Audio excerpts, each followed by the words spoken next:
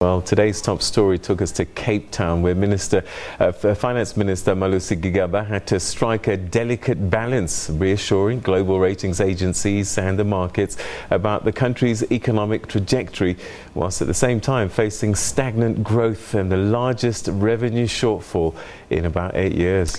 Slow economic growth has meant that Gigaba's ability to meet revenue targets has been hampered.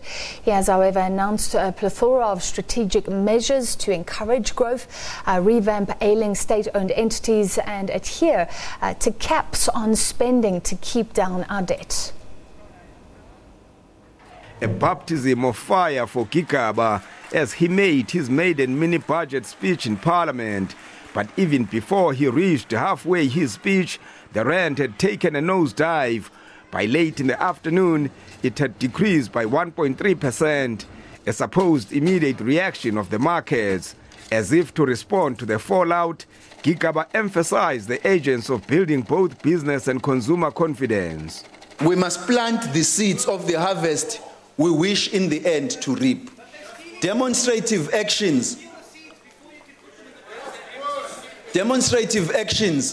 that build business and consumer confidence can encourage global and domestic investment, broaden private sector activity and boost competitiveness.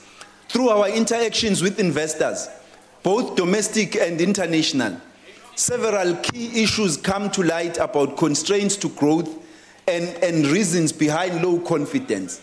That is policy uncertainty emanating from long outstanding legislations in key sectors, governance challenges and weak balance sheets for state-owned companies, a constrained fiscal framework and rising government debt, as well as perceived political uncertainty. But revenue shortfalls, political uncertainty and lack of good corporate governance in state-owned companies loomed large in his address. As the shareholder, we are tired of being dragged into crisis by those we employ to govern and manage state-owned companies. This must end. The trend of state-owned companies seeking bailouts to finance operational expenditure, inefficiency and waste must also be brought to an end. In due course, National Treasury will make proposals to make our government guarantee framework more stringent. It is imperative that government ensures that the boards of directors in the state-owned companies are properly qualified, ethical, and provide the requisite skill sets that will ensure that state-owned companies are soundly and profitably run, properly to serve their mandates.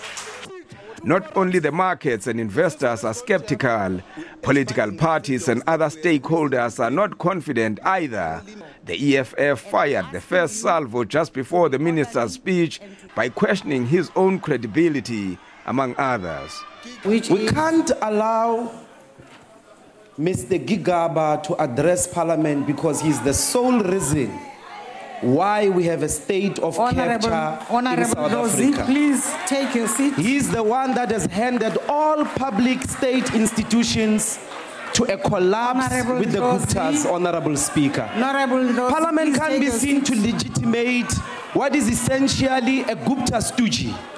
Other elephants in the room included an increasing debt levels, escalating public sector wage bill and continuing bailouts to state-owned companies. The nuclear deal also looms large in the mix.